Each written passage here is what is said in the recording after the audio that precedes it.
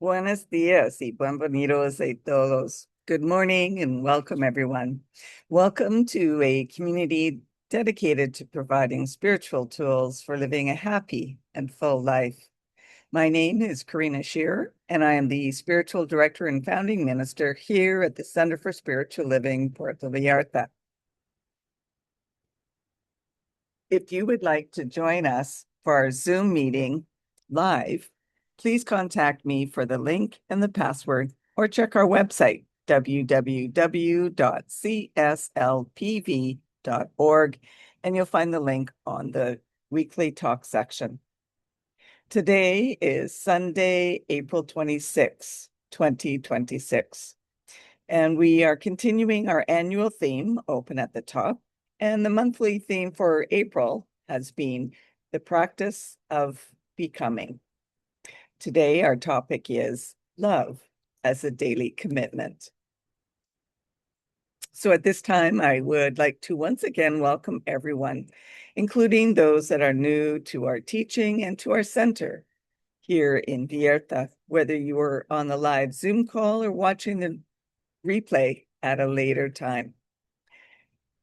Here we teach a philosophy that honors all faith traditions. So whatever path you are on, please know that it is the right one for you. The philosophy we teach is called the science of mind, based on new thought and ancient wisdom, where we offer spiritual tools and principles to promote personal growth, and we honor diversity in all aspects. When Dr. Ernest Holmes founded this teaching in the 1920s, he studied both Eastern and Western spiritual texts in order to create the science of mind, which focuses on the individual use of thoughts and this powerful thing called the mind. Each week, we offer a service with an inspirational message. We offer the Zoom meeting at 10 a.m. and meet in person at 12 noon on Sundays. And either way, whether you attend in person or on the Zoom meeting, please hang out with us afterwards to share a coffee and some great conversation with like-minded people. And now, as we do each week, let's review our purpose, vision, and mission statements. We have a grand purpose here each week, and that is to awaken and celebrate diversity and to love and serve our community. We do this by means of our vision, creating the life you desire. And this is supported by our mission to provide spiritual tools for personal growth and transformation. And more on all of these can be found on their own drop-down file on our website. And now, please join with me. And if you so choose, gently close your eyes and take these words as your own for this powerful spiritual mind treatment. And just a note that spiritual mind treatment is always done in the first person. So once again, take these words as your own, if you so choose. I go within to the place where the Most High resides. It is all life, all good, and total perfection. As the beloved offspring of the Most High, I recognize that I myself am life. I am good and I am perfect. Today, I see myself and all I encounter as vital beloveds of the Most High. Each is here to fulfill their divine purpose, and everyone we encounter is a guidepost on our eternal journey. I experience the goodness and perfection of life coming together with my family, friends, and those I meet for the first time, with the expectation of a deeper appreciation of who I am and why I am on this planet at this time. The world expands to encompass every living creature. The life of God uniquely expresses. Love points the way, and life becomes a blessing that I am humbled to experience. All is good and very good, this day and always. With deep gratitude for the ever-expanding upward spiral of life I'm experiencing, I release this word to the law. It returns to me made flesh, and my life is a blessing to all. And so it is. And that was originally submitted by Reverend Kathy Kuna from DuPage, uh, in Aurora, Illinois. So now let's talk about love. What if love were not a fleeting feeling, but a daily practice that reveals who you truly are? How much do you practice love as a sacred path to your true divine revelation? Well, the Centers for Spiritual Living, we know that love is a universal principle. Love is the outpouring of the universal spirit through its desire to express itself as creation. Love is the impulse, and the law is the form that creation takes. Therefore, love is not something that we can just give and receive. It's our divine nature. Different spiritual practices and methods help us open our inner understanding to align ourselves with the consciousness of our true being and to know that love is more than a feeling. It heals blockages to help us open ourselves up and to live love as a revelation. Frederick Bales wrote this: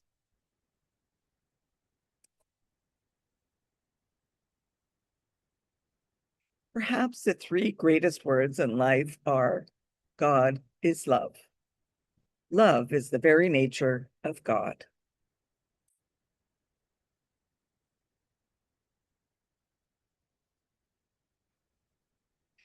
So yes, love is more a practice than a feeling. It's more than a fleeting emotion. It's a way of being, existing, and acting in the world. It's not always easy or pleasant. It sometimes requires determination, perseverance, and presence. Love manifests itself in patience, attentive listening, unconditional forgiveness, and in the small acts of daily care. It doesn't depend on mood or anything or everything being perfect, but on the concise or the conscious choice to open up, to understand, and to sustain that love. It's a commitment that is renewed each and every day with ourselves, even in the midst of fatigue or differences. Feeling can be spontaneous, but loving requires a willingness to open up, to give of ourselves, and to practice this constantly. Ernest Holmes wrote this: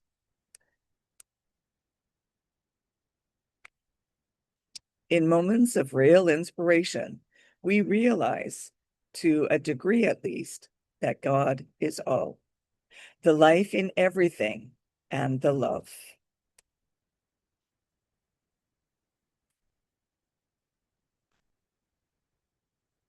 So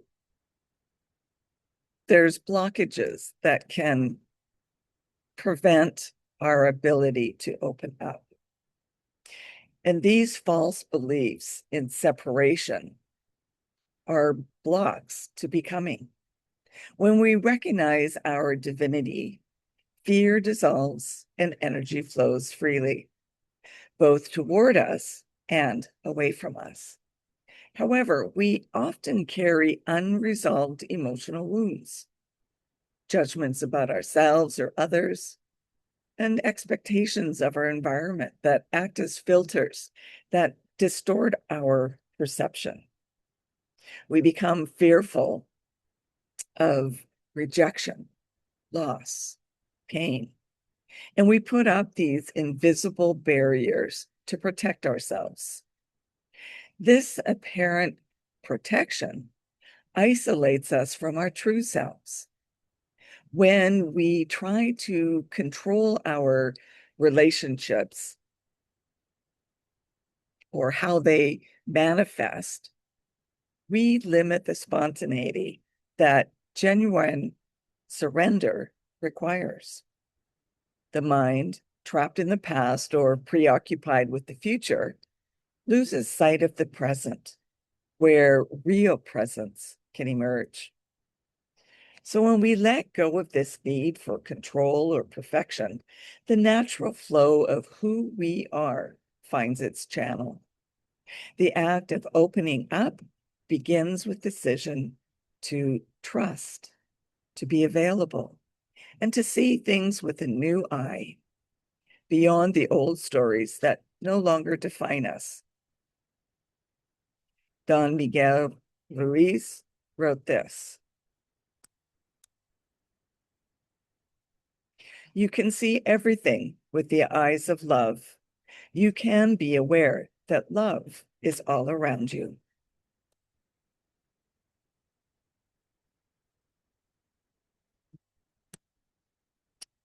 So in the Sufi tradition, Rumi said, "Let yourself be silently drawn by the strange pull of what you really love.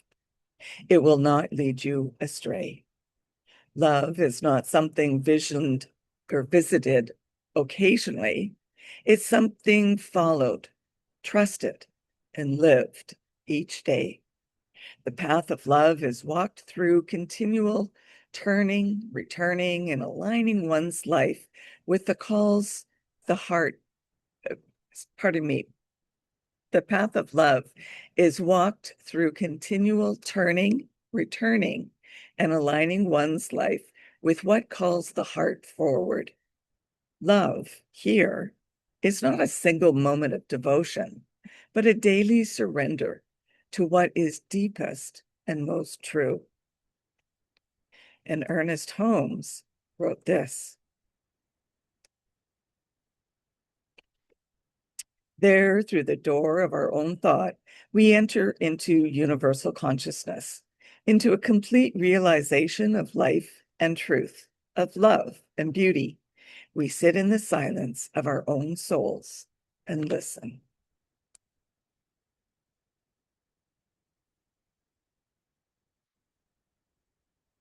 So love is a revelation of becoming. It's a profound recognition of what has always been present, but only becomes visible when we are ready to feel it.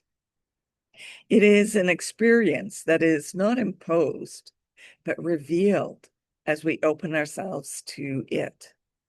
Every gesture of tenderness, every sincere act of care is a window into our essential nature. It's not something that we acquire, but something that we reveal as we transcend the layers of ego, fear, and defense. As we mature spiritually, we let go of old ways of relating based on need or control and begin to see from a broader and more free space. In this process, the heart becomes an instrument of perception, capable of seeing beyond appearances. What once seemed external and separate is now recognized as part of a living, indivisible unity. And this vision transforms the way that we inhabit the world. We no longer seek to be completed by others, but rather share from the fullness that this is revealed within us. Thus, we encounter, or every encounter becomes an opportunity to contemplate the mystery of life manifesting itself through our connections. I remember in my late teens, early 20s, All I wanted was to be happy, to be loved. And so in my first marriage, that's all I asked for.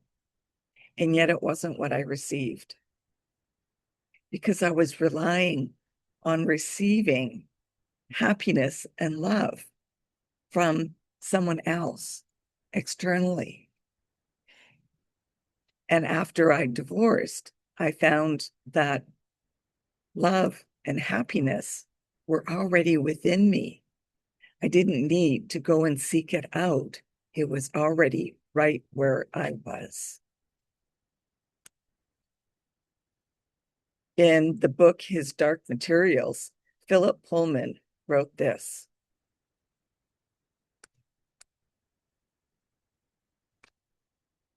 after nourishment, shelter, and companionship, stories are the thing we need most in the world.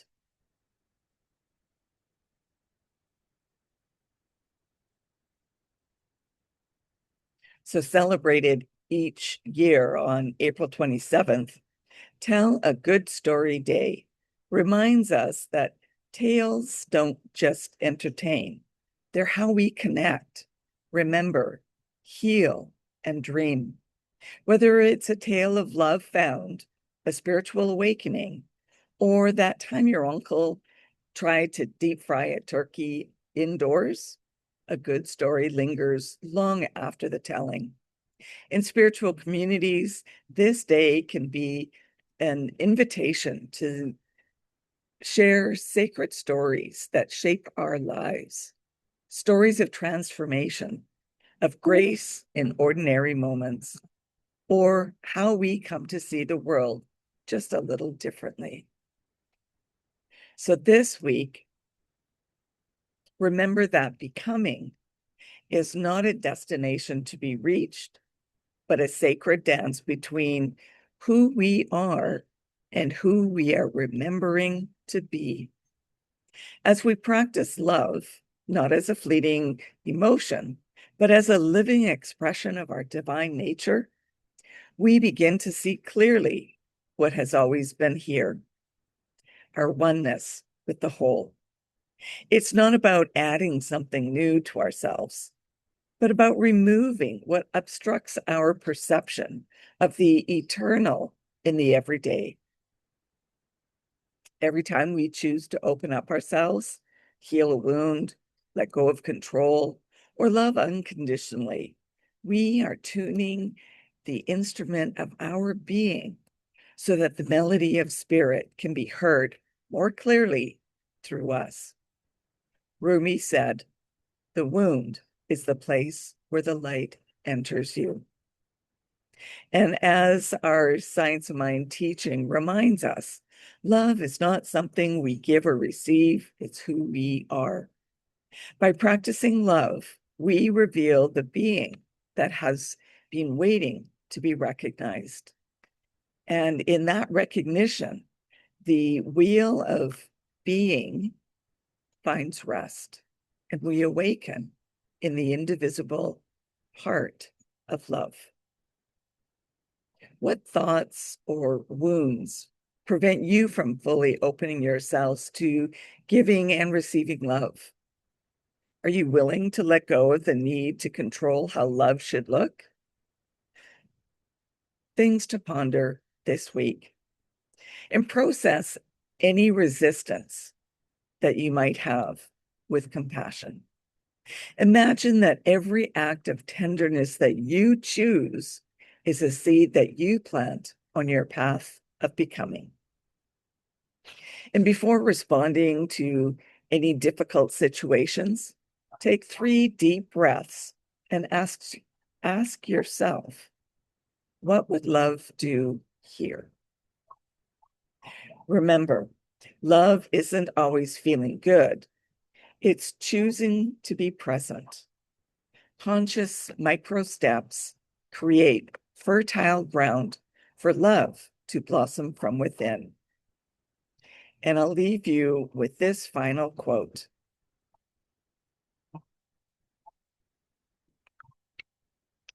In an intelligent study of the teachings of the science of mind, we come to understand that all is love, and yet all is law.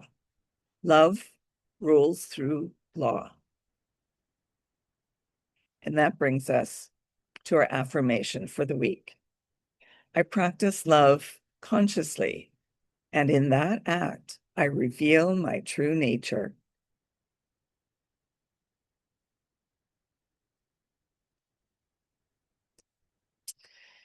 And now it's time for our news and updates at our center. We are continuing to meet during this summer at our new location, the Living Room Bookstore and Cafe in Cinco de Diciembre. And we will be most likely starting to meet inside where there's air conditioning for everyone's comfort. And this location is updated on our website. If you are interested in learning more about the Science Mind teaching, we do teach classes via Zoom as well as in person. So connect with me or check our website to find out details about upcoming classes. And there is a survey for your input for upcoming courses. So please check that out and let me know what interests you so that we can plan dates for those as well. We do have a few suggestions, and that would be book studies on Why is God Laughing at Me? The Four Agreements, and Untethered Soul. So if any of these interest you, please let me know, and I'll post those offerings on our website as well. Also, if you would like to connect for a one-on-one spiritual mind treatment session, then please contact me so we can arrange for this. And if you would like to commit to being a member of the Center for Spiritual Living Puerto Vallarta for this current year, as membership is renewed annually, or if you would like to be on our board of trustees, please contact me so that you can receive the current forms. I'd also like to remind you to like, comment, and subscribe to our YouTube channel and Facebook page. And let me know if you would like to receive our weekly posts on Substack. And now it's time for mindful giving and financial support of our spiritual home. We rely on your support to continue our center here in Puerto Vallarta so that we can continue offering this powerful teaching of the science of mind. We bless the financial gifts that you give, no matter the amount. Donations can be made using PayPal or Tithely through our website, www.cslpv.org, and you'll find the donate buttons for both on the landing page as well as at the top of the page where you find the weekly talks. Alternatively, you can still mail in a paper check by addressing it to www.cslpv.